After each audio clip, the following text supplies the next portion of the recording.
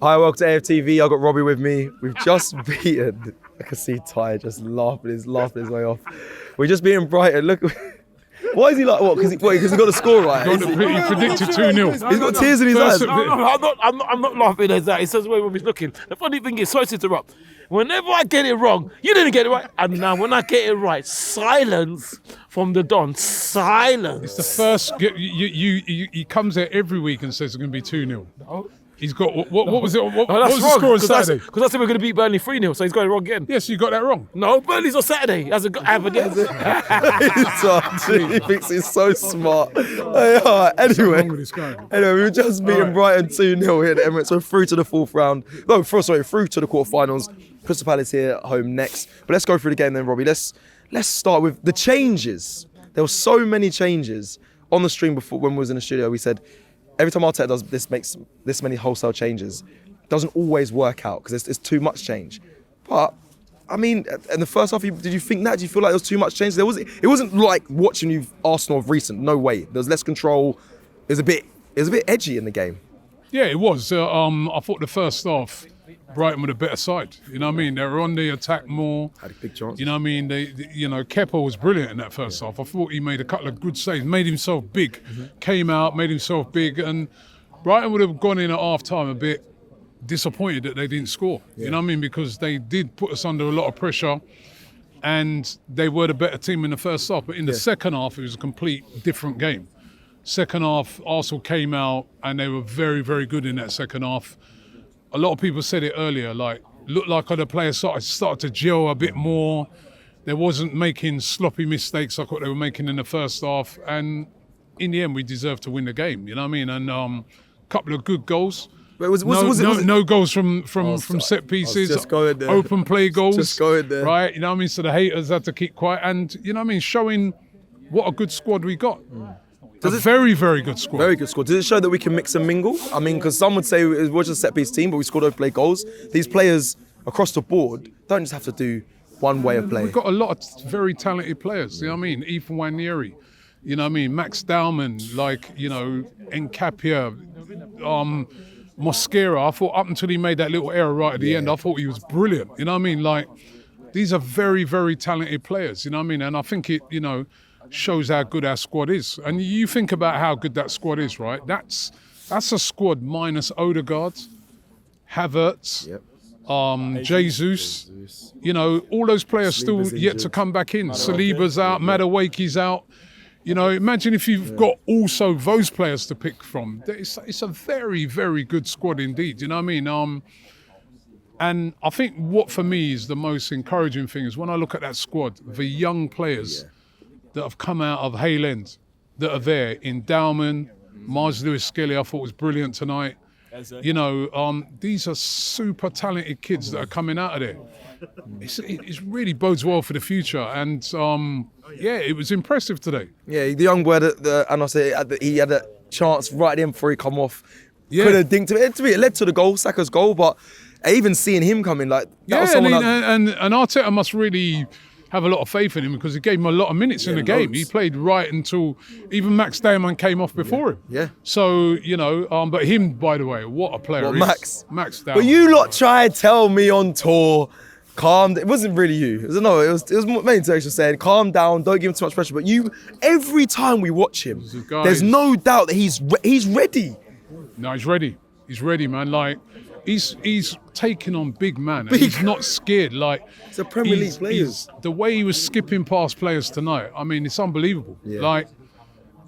He's serious, man. And I know I keep looking at him thinking he's 15, turned 16 at the end of the, I think New Year's Eve, December, yeah. He turned 16, but he looks like he's ready now. Not ready to start week in, week out, but definitely a weapon to have on the bench. Definitely a guy could start in games.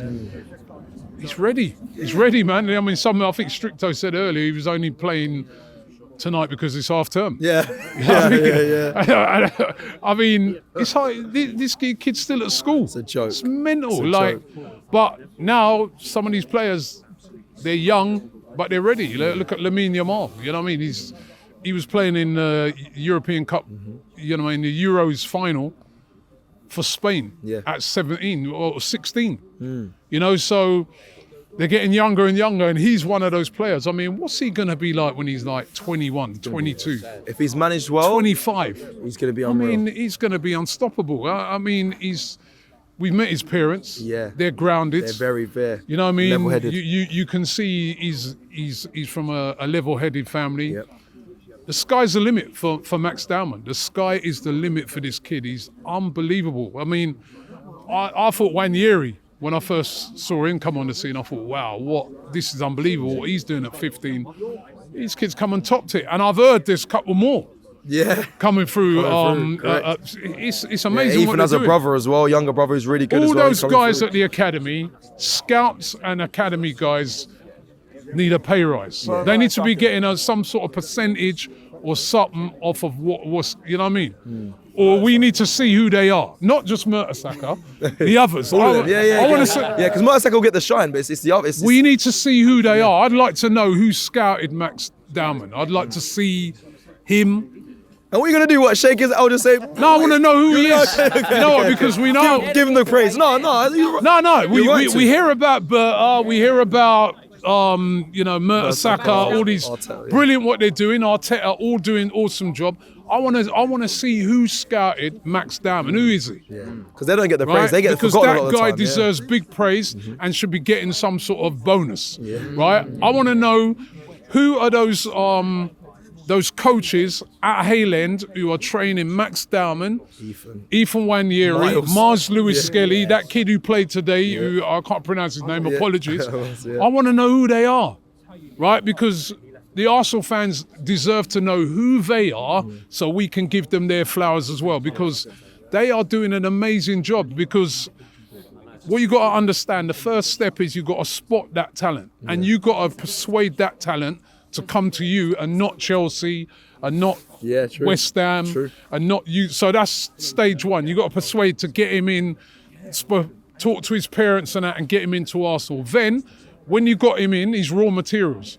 Then the coaches now have got to get stuck into them and teach those kids every day and say, right, you've got the skills, you've got all that, but also you've got to have the right temperament. You've got to have the right application. You've got to do all those things. And they've done that, and you've got 15-year-old kids in Wanyeri and Max Dowman ready to play at 15 for the first team to come here to go in front of 60,000 and play. That's incredible. So I want to know who these people are. And then on top of that, we just say Hayland. I want to know who they are. I want to know the scouts, and I want to know the coaches, and I want them to get their flowers so that all of us can see who they are and say, yeah, well done. Well done, because we never hear about these guys. It's a sign of a good team when you got a good first 11, a good second 11, then you got a good academy coming through, and just getting into 15 and playing in the first team is like you said, it's another step. On top of that, then you got to keep them at Arsenal and keep them happy, because I know Real Madrid, I know Lamine Yamal's agent was trying to get Max Dowman's signature and stuff like. You got to keep them. You got to keep them. Integrated Arsenal. The way this academy thing works now is like they'll all know who these players are. Every club, City will know who they are. United, all of that, and. These players, they're buying into it, you know what I mean? And we've had some great players come through. He was at Art, but he left. But like some of the players, I think he must be regretting it now, leaving, because he could have been playing tonight. He could have been playing tonight. Yeah, he's right. Chidi or Martin, he could have been playing tonight. Yeah, but he went. Not playing for United, isn't it? They're out. Saying that, listen, he should have stayed. Now, I will go back to the game, but I made a phone call on the watch along. Who do you think I rang? I rang one of our friends who Expressions? No, next one. Have a think. Who lost heavily tonight? Oh, AGT. Well, you know he what? weren't happy. You know, I thought what I saw. This is the thing in this competition, right? And again, it shows people how good our squad is. Facts. We made 10 changes tonight. So did Liverpool. Yes. But Liverpool ain't got as good a squad as us. And that's what you saw today. I mean, listen, they're playing Palace, we're playing Brighton. Two good teams. But I saw that Liverpool team tonight, and I'm like, I mean, that's, I couldn't, not that they haven't got a good academy, but I didn't recognise hardly any of those players in that team. And I was like, they're taking a big chance tonight. And look, they got done 3-0. Whereas we've made the same amount of changes, and we've won 2-0. Madness. Both of us were at home. Yep. I mean, I think there you have it. We've got a very, very good squad.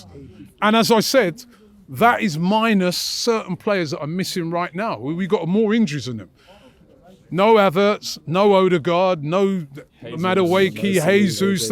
All those guys would have been in the picture. You know what I mean? So I think it just goes to show we got a much better squad than Liverpool this season. Much better. And lastly, just before we close... No Martinelli? No Martinelli as well. Just before we close, obviously, for your fan, I've got only right to mention, obviously, Jamaica. Just want to just send over thoughts, prayers, and yeah. Yeah, it saddened me what's happened in Jamaica. You know, I was saying that, you know, there was the hotel that I stayed in just a couple of months ago. I saw it on today. It's been absolutely destroyed, flattened. Yeah, some of the videos you're sharing on social media. Yeah, there's nothing left of that ridiculous. hotel. I mean, and that hotel's right by the sea, and you know, and I mean, the place has been flattened. Like, and I think what people don't understand with hurricanes is that the after the hurricane is a lot of times worse than the actual hurricane, because we'll all go back home tonight and we'll see it and we'll say, oh, it looks calm there now, but it's destroyed. Now's the worst part, because you've got people that are homeless, you've got people without food, you've got people that you can't get to because they're completely cut off.